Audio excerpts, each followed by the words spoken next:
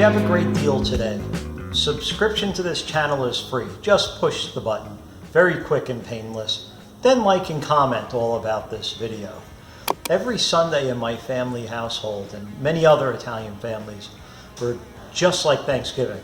So we would get 53 Thanksgivings a year. So in a typical Italian household, my grandmother anyway, I think she started preparing for Sunday dinners on Wednesday. So it was a big deal, right? You're making pasta, you're making meatballs, you're making sauce, you're making bechamel. You're combining those to do different types. I mean, you're getting your chicken cutlets, the beef, you name it. I mean, it was a big thing, right? We'd eat all day, and not even to mention desserts and salad if you were so inclined to do so. But today's world, we don't always have the time or the want or the need to create everything from scratch. Is it a better product? Yeah. Sometimes we're on the run, sometimes we're looking for quick and easy, sometimes it's not Sunday, right? Maybe it's Wednesday. So we can oftentimes find really good dried pasta. This one is probably considered to be by the internet and by anybody else to be one of the best pastas, dried pastas you could buy. And why?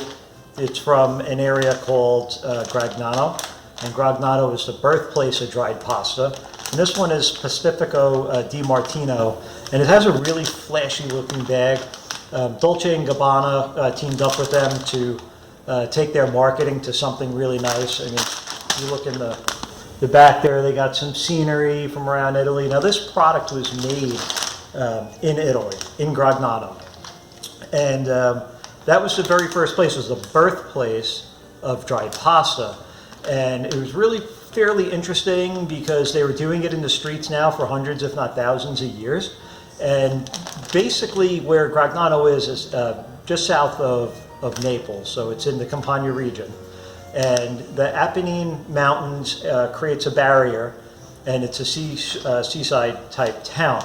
So that humidity and the sea breeze created a perfect environment to dry fresh pasta. So they've been doing that for hundreds of years.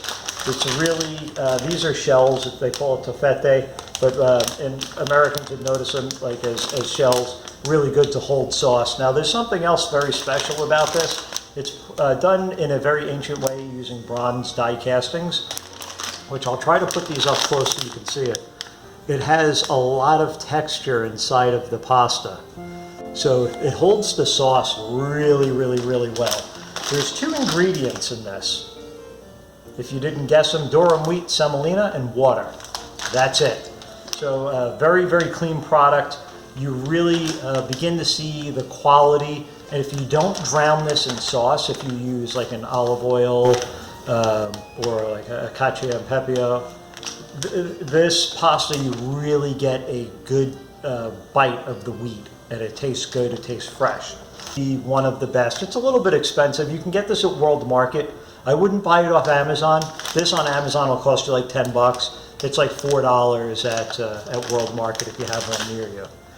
The other pasta that's really super popular, sticking with bronze cut, penne. Barilla makes a bunch of different ones. They also have orecchiette.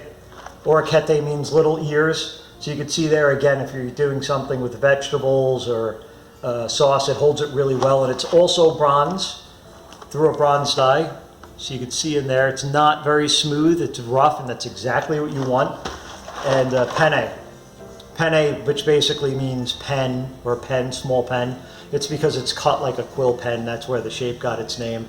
So it has the ridges, and it's also cut with bronze die, so it looks rough.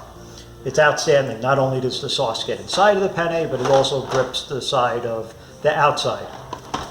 And then, sticking with Barilla here for a moment, here's their regular pasta, the rigatoni. It's really probably hard to see, but it's smooth.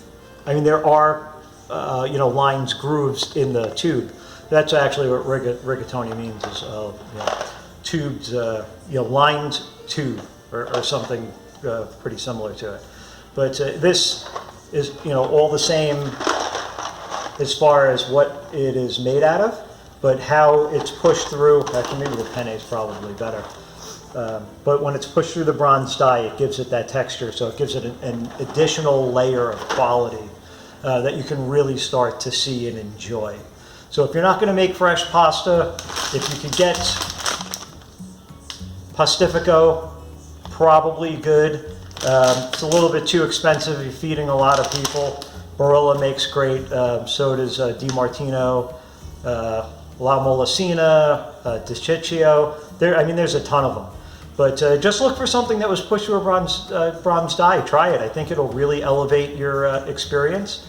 And we know that pasta for Italians is like a mandatory ingredient for every meal. Yeah, it just goes without saying. We like our pasta, and to us, life is basically a combo of magic and pasta. And we look forward to talking about some different things also as well, and putting that whole meal together eventually, right? Making the meatballs, making the pasta, we gave you a recipe for that. Making the sauce, we gave you a recipe for that. Making pizza, we gave you a recipe for that. So there are a lot of things that we can do here together, and we hope to see you again soon. Hopefully you're doing well, and that you remember to like and share and subscribe to this channel. After all, it is free and easy to do. So until next time, we will be about to prepare another outstanding meal. We know that is a true statement.